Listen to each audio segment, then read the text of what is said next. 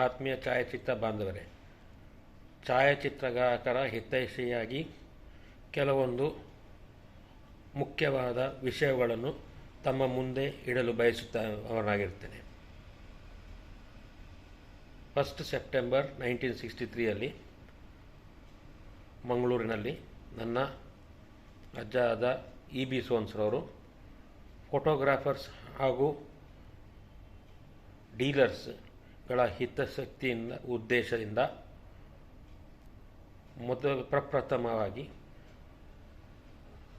Mangalore photographers association, ಅದೇ ಮುಂದೆ ಬರೆದು 1991 SKP ಆಗಿ ಬದಲಾವಣೆ ಆಯಿತು. ಈ ಫೋಟೋಗ್ರಾಫರ್ ಅಸೋಸಿಯೇಷನ್ ಉದ್ದೇಶ ಏನಂತ ಹೇಳಿದ್ರೆ, ಒಂದು 4 ಫೋಟೋಗ್ರಾಫರ್ಸ್ಗಳಿಗೆ ಕೆಲಸ ಇತ್ತು, 5ನೇವನಿಗೆ ಕೆಲಸ ಇಲ್ಲದಲ್ಲಿ ಇವರಿಗೆ ಇರುವಂಥ 2 ಆರ್ಡರ್ ಅಥವಾ 3 ಆರ್ಡರ್ಗಳಲ್ಲಿ ಒಂದು ಆರ್ಡ್ರನ್ನು ಆ ಪಾಪದ ಮನುಷ್ಯನಿಗೆ ಕೂಡ ಕೊಟ್ಟು ಒಗ್ಗಟ್ಟಿನಿಂದ ಆ ಮನುಷ್ಯನಿಗೆ ಕೂಡ ವ್ಯವಹಾರ ಬರುವಂತೆ ಸಹಕರಿಸುವಂಥದ್ದು. ರೇಟ್ ಲಿಸ್ಟ್, ಪ್ರೈಸ್ ಲಿಸ್ಟ್ ಎಂಬುದು ಏನು ಮುಂದೆ ಅದು ಪ್ರತಿಯೊಬ್ಬ ಮನುಷ್ಯನಿಗೆ ಸಂಬಂಧಪಟ್ಟ ಕಾರಣ ಅದರಲ್ಲಿ ಏನು ಮಾತಾಡುವಂಥ ವಿಷಯ ಇಲ್ಲ. ಮತ್ತೊಂದು ಏನಂತ ಹೇಳಿದ್ರೆ, ಅಸೋಸಿಯೇಷನಲ್ಲಿ ಬರುವಂಥ ಹಣವನ್ನು, ಅದರಲ್ಲಿರುವಂಥ ಡೆಪಾಸಿಟ್ಗಳನ್ನು ಫೋಟೋಗ್ರಾಫರ್ಸ್ಗೆ ಮಿನಿಮಮ್ ಸಪೋರ್ಟಿಂಗ್ ವೇಜಸ್ ಅಂತ ಹೇಳಿ ಕೊಡಲಾಗಬೇಕು. ಇದು ಮುಖ್ಯವಾದ ಉದ್ದೇಶಗಳು. ಮತ್ತಿತರ ಉದ್ದೇಶಗಳಲ್ಲಿ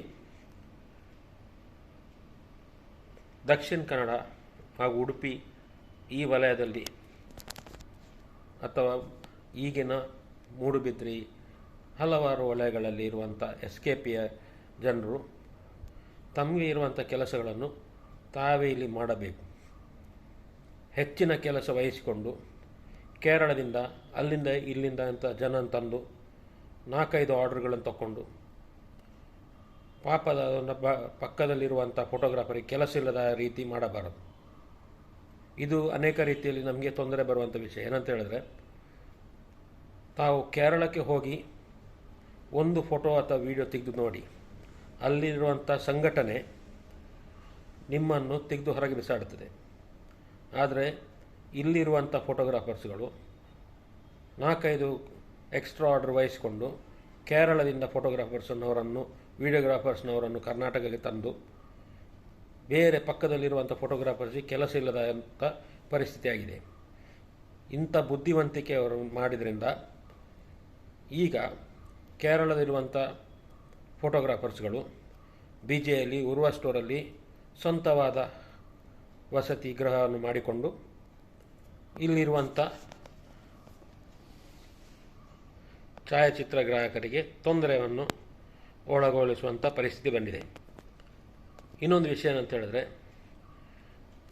ಛಾಯಾಚಿತ್ರಗ್ರಾಹಕರಿಗೆ ಅಸೋಸಿಯೇಷನಲ್ಲಿ ಯಾರು ಸಂಘಟನೆಯಲ್ಲಿ ಇರುವಂಥ ಜನರು, ಇವರ ಒಂದು ಸಂಘಟನೆಯಲ್ಲಿ ಒಂದು ಇಲೆಕ್ಷನ್ ಅಥವಾ ಒಂದು ಹುದ್ದೆಗೆ ನಿಲ್ಲುವಂಥ ಪರಿಸ್ಥಿತಿ ಬಂದಲ್ಲಿ ಅವರ ಒಂದು 30-40 ವರ್ಷದ ಬ್ಯಾಕ್ಗ್ರೌಂಡ್ ಚೆಕ್ ಮಾಡಿರಬೇಕು.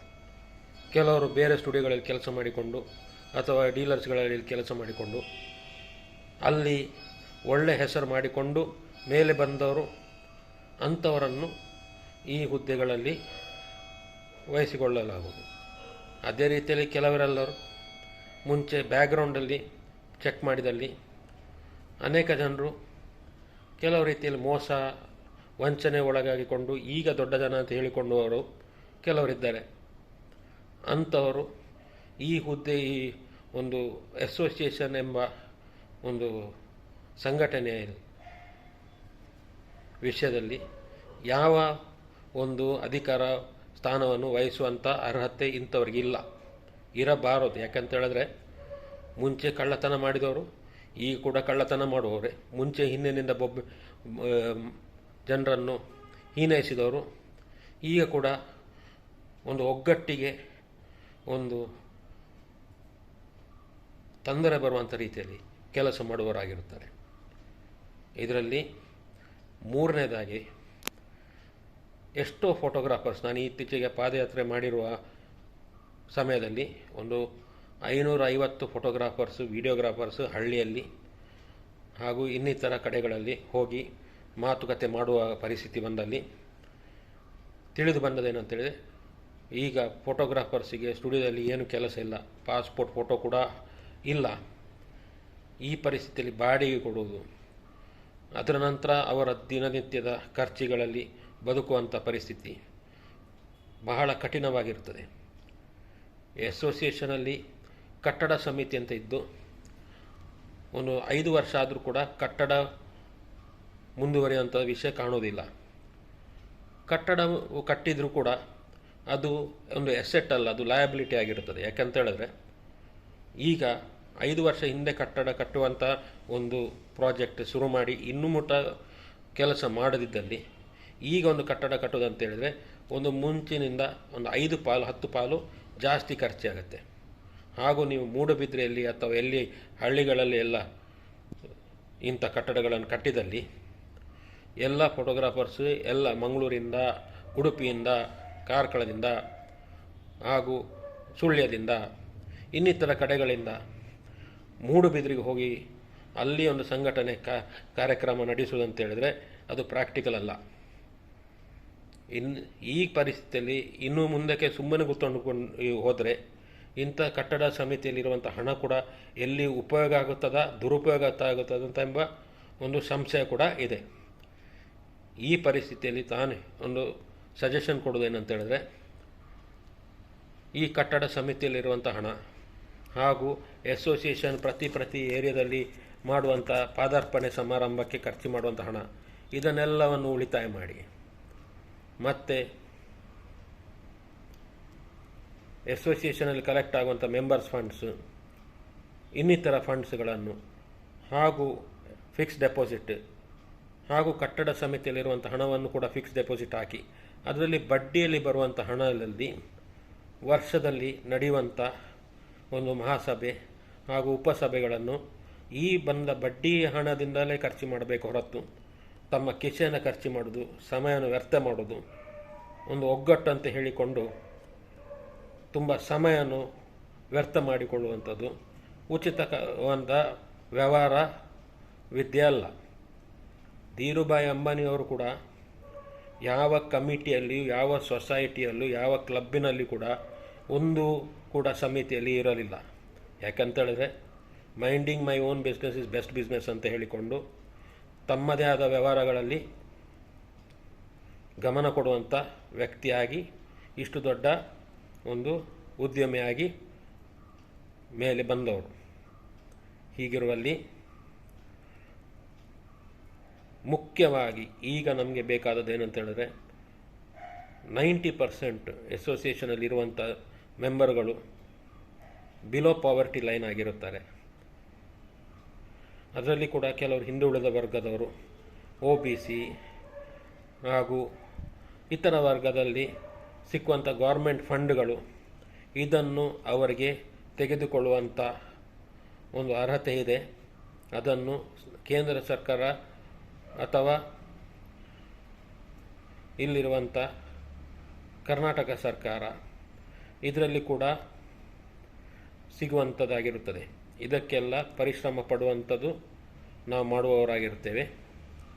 ಮುಖ್ಯವಾಗಿ ಇದಲ್ಲದೆ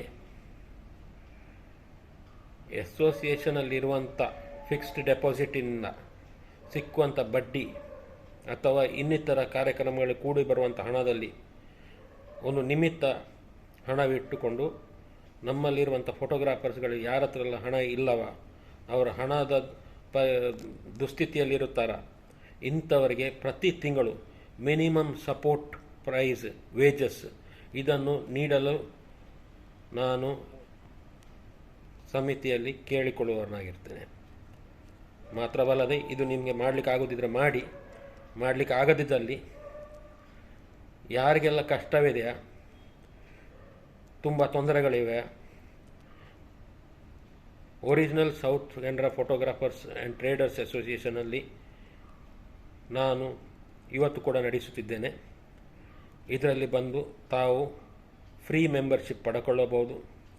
ಅದರ ನಂತರ minimum support price, government price government facilities, medical facilities, ಇವತ್ತು ಈ ಸಿಕ್ಕುವಂಥ ಎಲ್ಲ ಕೇಂದ್ರ ಸರ್ಕಾರ ಹಾಗೂ ರಾಜ್ಯ ಸರ್ಕಾರದಲ್ಲಿ ಸಿಗುವಂಥ ಎಲ್ಲ ನಿಮಗೆ ಇರುವಂಥ ಫೆಸಿಲಿಟಿಗಳನ್ನು ನಾವು ಗೌರ್ಮೆಂಟಿನ ತೆಗೆದು ಕೊಡುವಂಥ ಕಾರ್ಯವನ್ನು 1 ರೂಪಾಯಿ ತಗೊಳ್ಳದೆ ಮಾಡುವವರಾಗಿರುತ್ತೇವೆ. ಇದಕ್ಕೆ ತಾವು ಎಲ್ಲರೂ ನನ್ನನ್ನು 9361236735 ಈ ನಂಬರಲ್ಲಿ ಸಂಪರ್ಕಿಸಬಹುದು. ಎಲ್ಲರೂ ಒಗ್ಗಟ್ಟಿನಲ್ಲಿ ಸಹಾಯ ಮಾಡಿಕೊಂಡು ಪ್ರೀತಿಯಿಂದ ಬದುಕೋಣ. ನಮಸ್ಕಾರ.